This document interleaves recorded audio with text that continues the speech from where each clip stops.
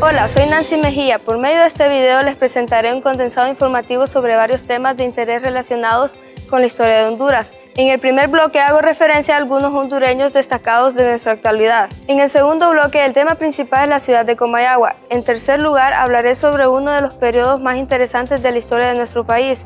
Me refiero a lo que en el ambiente de la historia hondureña se conoce como cariato. Y finalizo esta presentación con un segmento informativo relacionado con el golpe de Estado de 1963. Darío Gutiérrez solamente cuenta con 28 años y ya tiene a su cargo un grupo de investigadores dentro de la División de Inmunología Celular del Centro del Cáncer Alemán.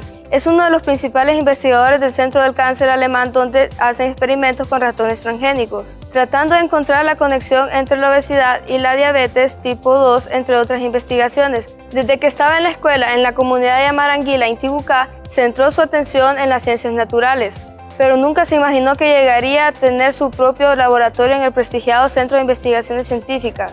Marco Tulio Medina nació el 19 de septiembre de 1959 en la ciudad de Tegucigalpa, Honduras. Médico, neurólogo y científico de nacionalidad hondureña y reconocimiento internacional. Actualmente se desempeña como decano de la Facultad de Ciencias Médicas en UNA.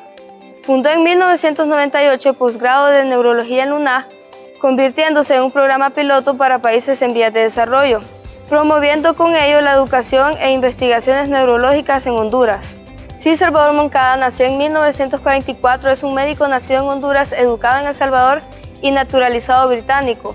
Actual director del Instituto Wolfson para la Investigación Biomédica del University College de Londres, ejerce la docencia durante años en su país natal de Honduras, sin abandonar nunca la investigación médica.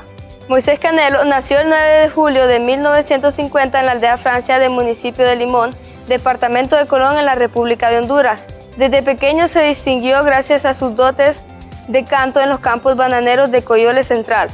Moisés, al demostrar su arte con la voz desde los 8 años, ya siendo un adolescente, buscó la forma de ganarse dinero cantando, integrándose en la banda Los Robins de La Ceiba del lado de su amigo de la infancia Ricardo Pereira. Después, en el grupo Happy Boys, donde se compuso el exitoso tema Noche de Luna en La Ceiba, una vez grabada el primer sencillo en los años 70, Moisés y el grupo se hicieron famosos en el territorio hondureño y fueron invitados a realizar giras musicales. Después estas giras fueron internacionales.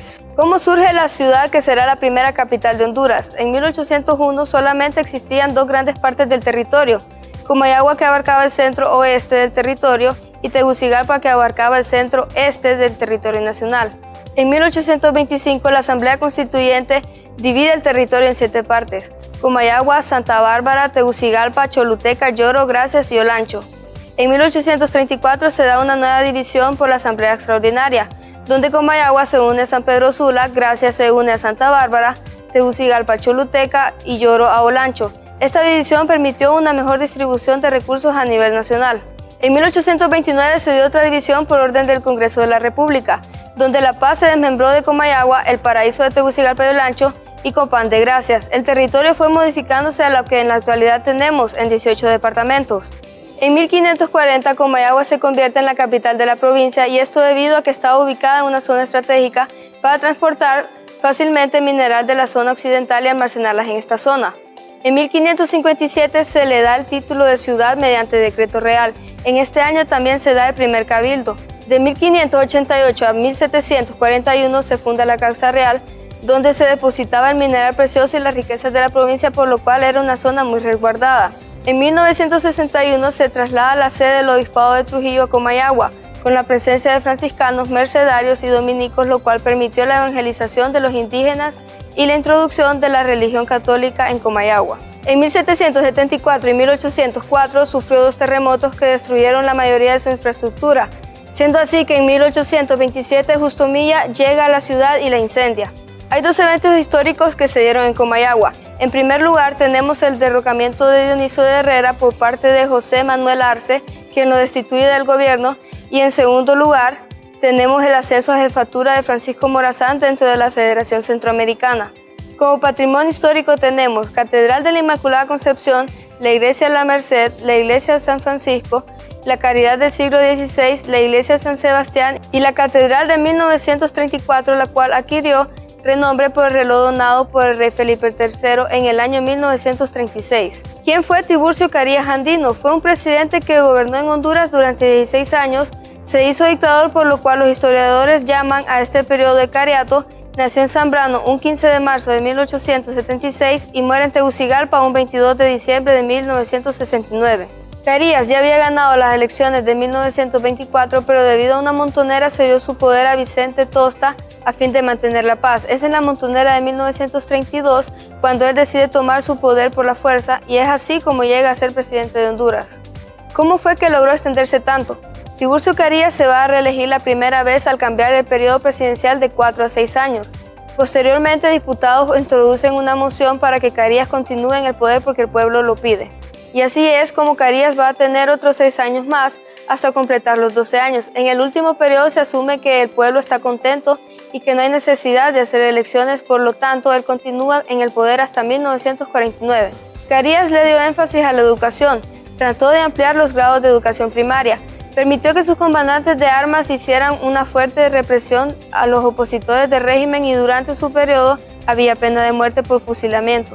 Hablando de obras materiales, Carías mandó a los reos de las penitenciarías a adoquinar las calles de Tegucigalpa y se construyó el Estadio Nacional. Carías también impulsó la aviación en Honduras, no solo la aviación civil, sino también a la Fuerza Aérea hondureña, considerando que en construir carreteras en un lugar tan montañoso era botar recursos, por lo que durante su periodo habían aeropuertos en los 18 departamentos. Para 1949, Carías entrega el poder a su sucesor, Juan Manuel Gálvez. Ahí se retira de las apariciones públicas de la presidencia, pero continuó políticamente activo hasta su muerte el 22 de diciembre de 1969. Durante el golpe de Estado de 1963 existen dos antecedentes relevantes. En primer lugar, tenemos el gobierno nacionalista y su influencia en empresarios y la burguesía del país. Esto afectaba al gobierno gobernante ya que mostraban una oposición. Por otro lado, tenemos lo que fue la huelga de 1954, en la cual los campesinos se vieron beneficiados. Este grupo social se convirtió en aliado del gobierno liberal. José Ramón Villeda Morales y el doctor Modesto Rodas gobernaron el país de 1957 a 1963. En su gobierno se le dio apoyo a los campesinos y a la clase obrera del país, siendo esta una causa del golpe de Estado por Osvaldo López Arellano. El 2 de octubre de 1963, por órdenes de Osvaldo López, se enviaron tropas a desarmar la Guardia Civil del presidente de la República. El 3 de octubre de 1963, las tropas atacan por sorpresa a la Guardia Civil y estos son capturados y transportados a zonas aisladas de la ciudad. Este mismo día se hace declaración de nulidad al gobierno de Ramón Villeda Morales, acusándolo de comunista. Los grupos de poderes se oponían a que Ramón Villeda llevara a cabo reformas que transformaran el país, porque esto perjudicaba la economía de las clases pudientes y beneficiaba a los campesinos. En zonas rurales se opusieron a este golpe, por lo tanto las tropas mataron a algunos reos y los tiraron en las calles para imponer miedo a las personas. Osvaldo López Arellano eliminó la Constitución de 1957 y restringió la actividad política para el beneficio de su propio gobierno.